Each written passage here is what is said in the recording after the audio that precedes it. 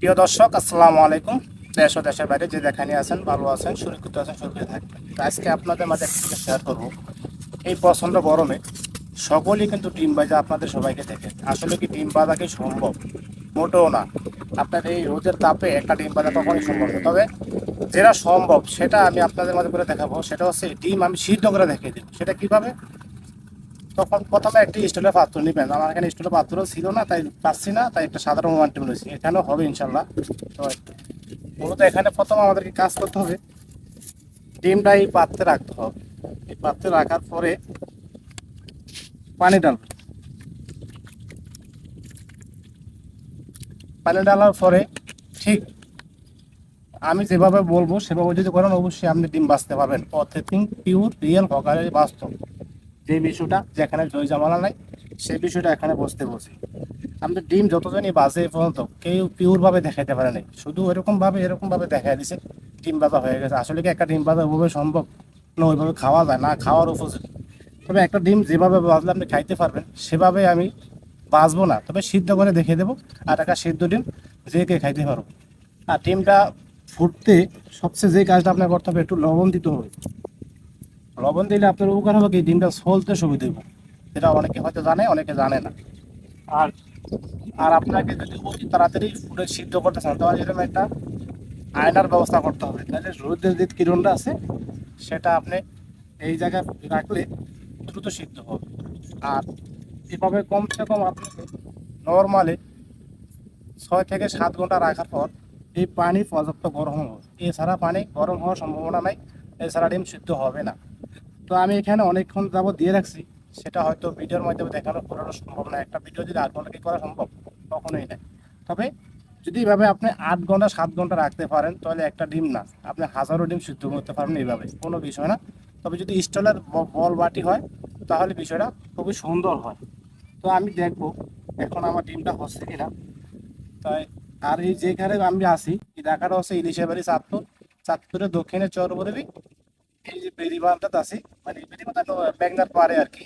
আপনার এখানে দেখতে পাচ্ছেন যে বলক, এই বলকের প্রচুর গরম, সেটা তো বোঝাই যায়। আর এই নিচের থেকে গরম আর উপর থেকে সূর্যের তাপ, তাহলে একটা ডিম সিদ্ধ করাটা কোনো একটা বিষয় না। সেটা তো অবশ্যই আপনারা বুঝতেছেন। একটা ডিম সিদ্ধ করা মহামারী কোনো বিষয় না। তো আমি আজকে দেখবো ডিমটা সিদ্ধ হয়েছে কি না। সেটা দেখার জন্য আমাকে একটা অস্ত্র ব্যবহার করতে হবে, সেটা হচ্ছে গিয়া বাইরের সাথে ছুইলাম। তো এখানে একটা কাঁটা চামচ নিছি। কাঁটা চামচটা দুইটা কি, ডিমটা যদি পূর্ণ সিদ্ধ না হইলো তাহলে তো আমার ডিমটা জ্বলে গেল। সেই জন্য আমি ডিমটা ফাটার জন্য এই পাথরেই নিক্ষেপ করবো। ঠিক আছে, হয়েছে কিনা দেখার জন্য। এখন কাঁটা চামচটা ধরলে আমার ডিমটা মনে করেন কতটুকু সিদ্ধ হয়েছে তা দেখার জন্য আশাবাদী কতটুকুই সিদ্ধ হয়ে যাওয়ার কথা। কারণ এটা যদি আপনি 7 থেকে 8 ঘন্টা রাখতে পারেন তাহলে সিদ্ধ হবে। আর পিছনে যারাই আপনাকে ডিম সিদ্ধ করে দেখিয়েছে সেটা কিন্তু আসলে নট পসিবল, সম্ভব না ভাই। একটা ডিম আপনার এভাবে মাটিতে মাত্র দিল, আর দেখার সাথে সাথে সিদ্ধ হয়ে গেলো। আর পেঁয়াজ মরিচ ছাড়া খাইলে বিষয়টা কেমন দেখায়? বেমানান, এটা আসলে পজিটিভ না।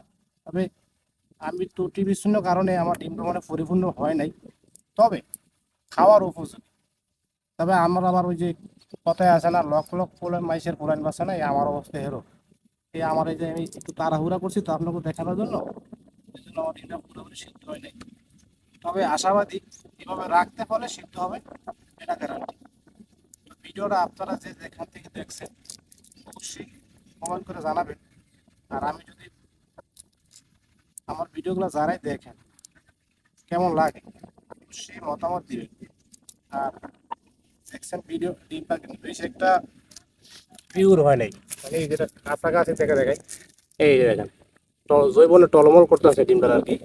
তো এই জায়গায় দেখেন পুরোপুরি হয় নাই।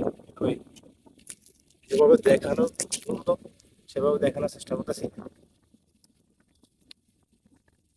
হুম, একটা ডিম হাফ বল খাওয়ার হয় ওটা সমস্যা না। একটা ডিম হাফ বল খেলে তো লস হইবে না। আমি একটু যদি লবণ দেওয়ার মিক্স করে খাই, সেতে কিন্তু ভিটামিন এবং সুস্বাদু টেস্ট